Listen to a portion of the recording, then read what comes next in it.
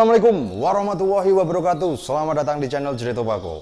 Semoga Mas Lur diberikan kesehatan serta kelancaran dalam setiap aktivitasnya. Kali ini kita akan membahas mengenai anakan dari keturunan bongkok. Bongkok dari darah ataupun bongkok dari faktor X, seperti itu. Seperti apa penjelasannya? Jangan lupa ambil kopi dulu dan simak terus video ini.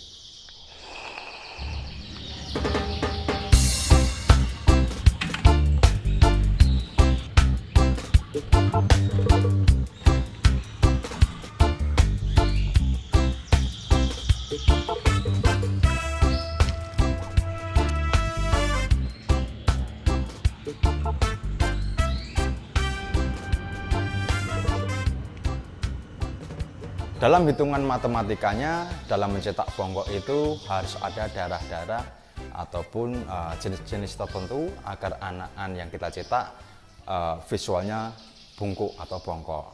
Bisa dari darah Belgiboso pada intinya, ada darah rasmi juga, atau darah-darah hebet atau silangan-silangan lain yang telah berkembang biak yang bisa mengakibatkan kenari bisa berwujud bungkuk.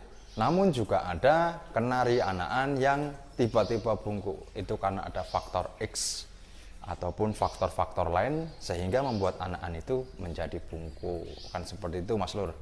Jika kita ingin mencetak kenari yang visualnya itu bungkuk, pasti kita harus memakai kenari masteran atau master cetak kita yang mempunyai darah-darah bungkuk seperti Belgiboso dengan karakter yang burung itu bungkuk secara simetris. Untuk silangannya kita juga untuk mencetak F1BB juga kita bisa memakai betina-betina entah itu lokal, AF maupun seri F, bahkan memakai Yorkshire, kan seperti itu. Jika teman-teman ingin body yang bagus dengan porsi yang simetris, mungkin teman-teman juga bisa pakai betina yang tipikal bulunya bulu tebal agar burung itu terlihat indah. Kalau nantinya udah gacor, kita mungkin yang suka lapangan dibuat gacauan untuk terjun di dunia gantang itu lebih mewah karena burungnya itu show-nya bagus, mungkin secara bungkuknya itu bagus, namun secara size-nya juga masuk. Akan tetapi jika teman-teman ingin mencetak kenari bungkuk dengan body itu lebih terlihat, teman-teman memilih betina yang berbulu tipis, biar bungkuknya itu terlihat. Semakin bulunya tipis, semakin bungkuknya itu semakin terlihat. Karena kadang kalau dari anakan BB yang mungkin dari F1 BB itu kadang anakannya juga tidak terlalu bungkuk. Kalau bulunya terlalu tebal, bungkuknya itu kadang juga hilang, akan terlihat malah seperti tidak punya leher, kan seperti itu. Namun juga ada di pasaran juga, para peternak juga pernah mengalami ada bungkuk, anakan bungkuk yang tiba-tiba entah itu dari mana. Kadang kita juga lihatnya, loh kok ini darahnya nggak ada bungkuk, cuma darah mungkin AF ketemu AF atau F1 ketemu F1 atau darah yang lebih tinggi, kok bisa keluarnya bungkuk. Kita lihat dulu bungkuk yang seperti apa itu. Karena bungkuk secara normalnya dalam arti darah pasti simetris.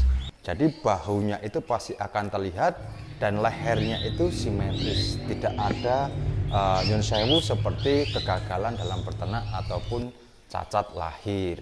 Banyak sekali sekarang mungkin ada kenari yang bungkuk namun tidak simetris. Jadi mungkin seperti burung burung tengleng lah seperti itu. Jadi lehernya itu agak kaku ke kanan atau kaku ke kiri. Itu juga teman-teman kalau mau membeli burung juga lebih berhati-hati, karena mayoritas menurut pengalaman saya burung dari silangan asli dari terah bungkuk itu pasti simetris. Kalau burung yang tidak simetris, yang agak tengeng ke kanan atau ke kiri dengan ciri-ciri itu lehernya itu seperti kaku atau bengkok, kadang itu karena faktor lain, nyun sewu karena faktor dari cacat dari lahir. Cacat dari lahir ini juga banyak faktornya juga. Kok bisa kenari anakan itu bisa bungkuk seperti itu? Bisa jadi karena faktor dari waktu pengeraman. Dalam waktu pengeraman pada usia 0 sampai 6 hari, kadang itu betina yang sering juga mengeram di sarang karena mungkin anaknya juga banyak atau ada telur yang nggak jadi, kadang kegencet anakan lain atau dari induk bisa mengakibatkan anakan kenari menjadi bungkuk. Itu juga bisa dari mungkin anakan kenari pernah jatuh ke dasar sangkar, itu juga bisa karena dari benturan itu mengakibatkan tulang atau bagian leher itu agak jadi cedera. Dengan cedera itu mengakibatkan anakan menjadi bongkok. Ada juga faktor lain mengenai gizi. Kekurangan gizi dan kalsium juga bisa mengakibatkan anakan kenari menjadi pertumbuhannya menjadi tidak normal. Ada mungkin kakinya juga kurang bagus karena kekurangan nutrisi mengakibatkan kenari anakan itu menjadi bungkuk. Jadi mas-lur semua jangan pernah tergiur dengan visual. Kalau mungkin kita memakai untuk visual anakan yang visual bungkuk untuk digantangan nggak masalah, entah itu karena abnormal ataupun karena faktor lain mengakibatkan anakan itu menjadi bungkuk, itu nggak masalah karena kita tidak untuk mamrih untuk mencetak anakannya. Akan tetapi bagi masur-masur yang ingin mencetak generasi berikutnya, itu kalau memang mau mencetak generasi bungkuk, kita harus menggunakan masteran yang bungkuk, memakai materi mungkin dari darah BB, Giboso atau Rasmi, atau mungkin juga silangan dari SF ketemu Giboso ataupun yang lain, itu juga bisa.